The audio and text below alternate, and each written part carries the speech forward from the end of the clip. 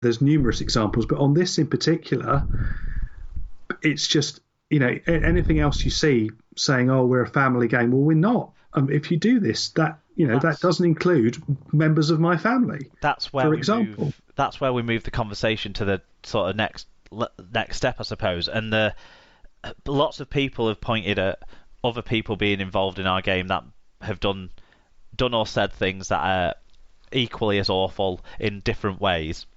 Okay, and some people will have a scale that says they're worse, some people will have a scale that says this is worse. I don't really care about your scale. Let's say all of these things are things we don't want to see happen.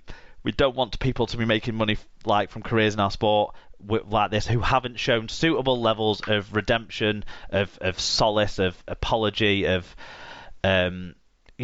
contrition, of genuinely showing that they want to make right what they've done wrong. Okay, so it's a sort right. I'm it's going the to leadership aspect. Then this is where I'm two going wrongs next. Don't make a right.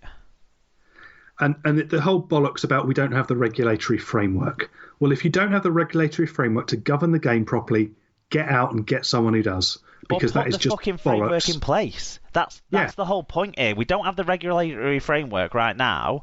And to be fair, we've allowed all these signings to happen that most of us, we've kicked off just as much about Robert Louis. There's other signings, other people that we've had to sort of bite our tongue a little bit on because it's not quite got to the point of criminal convictions or charges. Not just players, commentators as well. And frankly, if you haven't got the regulatory framework there, put it in place. You knew this would come. As soon as he was sacked from Rugby Australia, it was kind of on the cards that he'd be knocking at some point. So I know it's not just about one bloke. They had a conversation 9 months ago and said no one sign him. But Catalans have broken ranks from that. So, but the point is, if you had clear, strong leadership, you'd set yourselves out a charter that means that these are things we don't accept. And what we have at the moment is we'll have things that happen within our competition that we don't accept, so we can dish out a punishment. Hardacre can get an 8-game ban, can be forced to do certain types of rehabilitation work in the community, etc. And to be fair to Zach Hardacre, A, he apologised. B, he hasn't done it again, and C, he's not.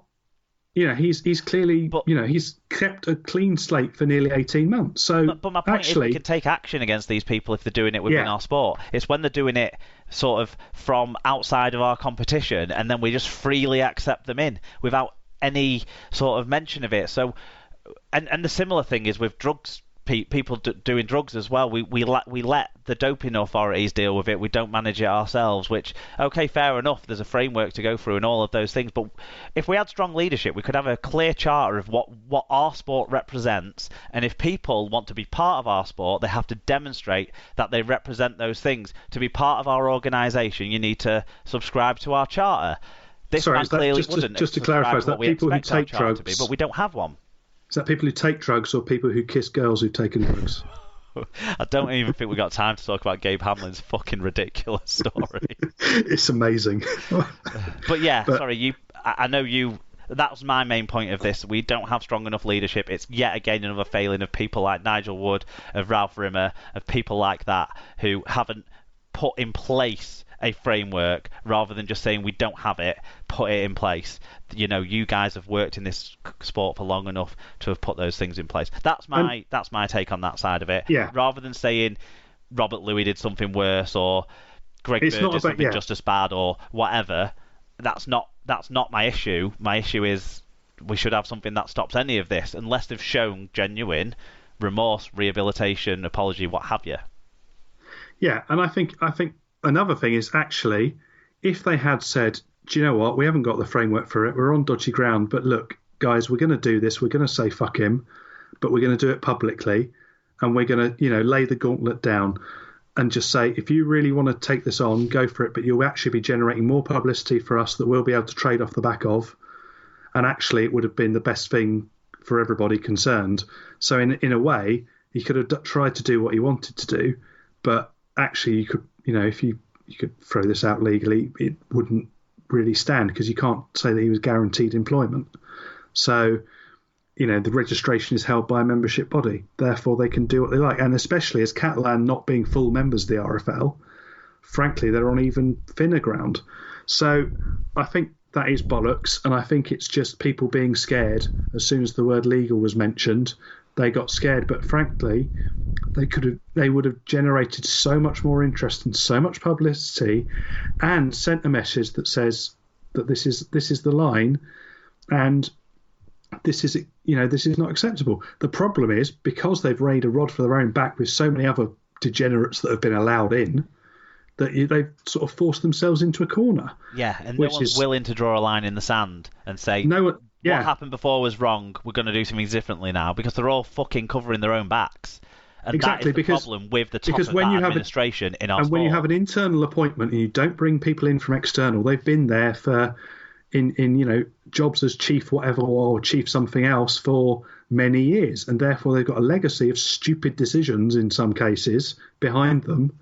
That means that they've got a large number of things that they haven't been able to put right, and they don't have the lack of ego to say, "Oh, we got this wrong. Let's get rid of it and move on." Yeah.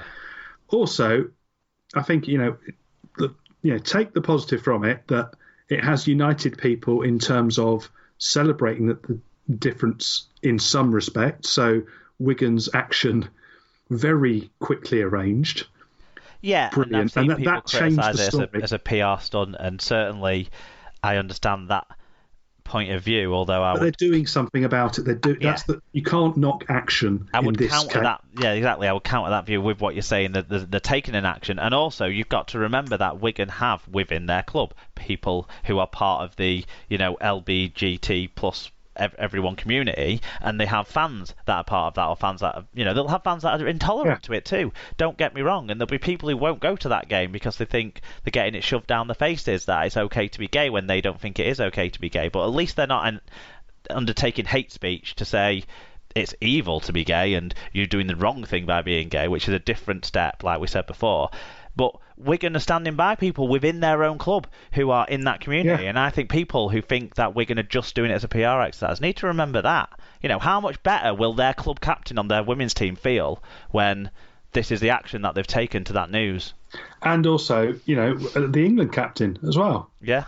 So that's, there's a large, and that's the good thing in one of the bits to be celebrated about the women's game is the number of openly gay players in the women's game, because they feel comfortable and they feel that they can. It's a safe, we've got to inclusive environment for everyone. We've got to a great place with that, and then we've just, shat on that by allowing this to happen. But the fact that everybody is now starting to unite. I've seen Wakefield have come out and said some good things, and they're going to be doing good work. And I just hope everybody backs it up and follows it up with some proper concerted action to say this isn't acceptable. I think from now on, for me, because I had quite a soft spot for Catalan. That's probably one I felt almost let down after the cup final, particularly, and because they were that sort of outsider. Yeah. I had that kind of soft spot for them, so I did sort of have a slight warmness to them. But from now on, sorry, Bernard, you've shanked that one. Well, let's hope that positive steps are made, and that we can help reform this person who feels that taking their beliefs forward into hate speech is the right way to go about their business, and hopefully make them reassess that aspect of their personality. And I know I'm not his biggest fan, but fair play to John Wilkin as well for getting involved and putting his view across and phoning into LBC to get involved in that as well. So, well done for showing that there are players who are willing to say it's completely abhorrent, and that they will be doing something about it. Like we'll say, these views don't reflect my personal views. And also we're not saying that what he's done is worse or better or whatever than what all the other people who we throw around have done. We're just saying that this is the topic that's come up to discuss, and a line should be drawn under anything that incites, this kind of reaction. Let's move on to something that's going to totally flip the script on how we feel about how we're talking, and let's just quickly talk about Gabe Hamlin. I feel like we need this break. We were too serious then, Tim. So, ex-Wigan player. One last point. I need to dig out my Catalan for a day shirt and send it to Oxfam, because that's going straight in the charity bin. Ex-Wigan player Gabe Hamlin has been banned by UK anti-doping for 2 years after testing positive to cocaine. The 23-year-old failed the test following the Warriors Super League game with Leeds Rhinos last year on the 8th of February. He has maintained that the consumption of cocaine was not intentional and occurred when he kissed a woman he met through an online dating application. Wigan said that Hamlin was subsequently sacked, but has offered him rehabilitation system. After seeking legal advice, UCAD did not accept the version of events given by Hamlin, but they did also say that on the balance of probabilities, his use was out of competition and did not intend to be performance enhancing, at least not in the rugby league spectrum. Not that sort of performance, yeah. So the quote is, Mr. Hanlon asserts that on the evening of the 7th of February, the night before the sample collection, he was at home with a woman he met through an online dating application.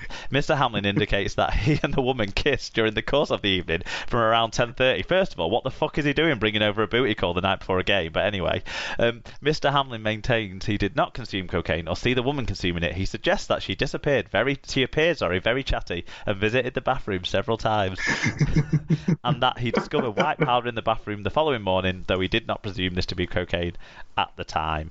And Professor Kim Wolf, having considered Mr. Hamlin's account, was of the opinion that it does not stand up to scrutiny. It does not stand up to scrutiny, does it? No. I wonder why. It take ages, hasn't it, for anything to come out about Gabe Hamlin, and this is why, because it's hilariously ludicrous. He did not want this to come out as an excuse. You can just imagine that the lawyer sat there listening to it and just looking like, what have I got to try and defend? How? And just, you can just see the imagine when you hear that for the first time and be like, what? You expect me to say what? I mean, it's incredible. I mean, my one question on this is, why does he get to backdate the ban to the day of the test? Surely it should be once it's done. I know that's how they do it. That's just how they do it, yeah. It's just how it's always been done. I mean, hopefully he can move on and become a more, let's assume, honest person with himself, and kind of rehabilitate whatever was going on with himself at that time that made him do those things and feel the need to potentially cover them up if it isn't true. But good luck to him in the future, because recreational drug use to me now has slid down my list of woes in this game. I know other people will disagree, but that's just the most. Maybe he should go on and become a referee like Jamie Bloom. Was Jamie Bloom doping? He was cocaine, I'm pretty sure. I've no idea. I'm going to have to check. I'm pretty sure that was him. I mean, whilst I'm not a drug user myself and stuff, it's hard to. There's a lot worse stuff going on than private consumption of illegal narcotics. But at the same time, obviously, what he did was wrong and has been punished for it. Let's move on. Drugs ban. Oh, it was actually... Sorry, I take it back. It was not cocaine. Jamie Bloom was the first rugby league player to test positive for performance-enhancing anabolic steroid nandrolone, and he was banned for 2 years. There we go. Well, it shows you can rehabilitate yourself from drug indiscretions, doesn't it? Yeah. Excellent. Okay. Salford news. Yes, Salford still exists. Salford head coach Ian Watson has... This would be number one story in any other week. That's the sad bit. Salford head coach Ian Watson has signed a new contract to keep him with the Super League club until 2022. The 43-year-old guided the Red Devils, who were relegation candidates to last season's Super League final, when they lost 23-6 to St Helens. Head of strength and conditioning Greg Brown has also agreed a new 2-year extension at the AJ Bell Stadium. Yeah, we did have some views on this one. Carsten says, big news for Salford as it gives them some stability, which they struggle to build into the players. And double champ Tom, well, champ and a half Tom, said, this season will prove if it was the whole Watson effect or the Hastings effect. Same can be said for Evolds. We haven't got a lot of time to talk about this one, so I'm just going to say, good coach, good deal for the club, sensible. Well done. Yeah, he stuck with them. He coached them through some very hard times. It all came good last year, and he's clearly a stand-up guy as well from everything I hear about him. So, yeah. Huddersfield Giants will be without fullback Ashton Golding for 2 to 3 months after he picked up a hamstring injury. Jamaica international Golding, who's 23,